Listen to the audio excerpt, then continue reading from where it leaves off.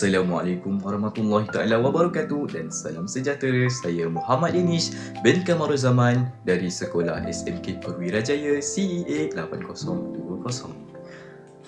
Rancangan Pendidikan Malaysia iaitu RPM 2026 sehingga 2035 merupakan usaha untuk melahirkan murid yang sejahtera, berdaya saing dan bersedia untuk menghadapi cabaran masa hadapan.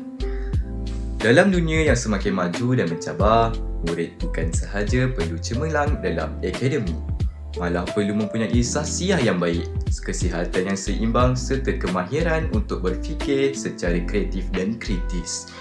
Antara 5 ciri murid sejahtera ialah: yang pertama, berilmu pengetahuan dan sentiasa berusaha untuk menambah ilmu baharu. Kedua, mempunyai akhlak yang baik serta menghormati guru, ibu bapa dan rakan-rakan. Ketiga, sihat dari segi fizikal, mental dan juga emosi.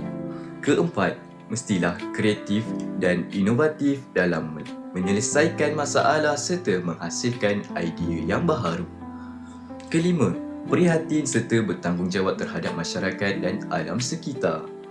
Melalui pelaksanaan RPM 2026 sehingga 2035, warga sekolah dapat mewujudkan persekitaran pembelajaran yang positif, selamat dan harmoni.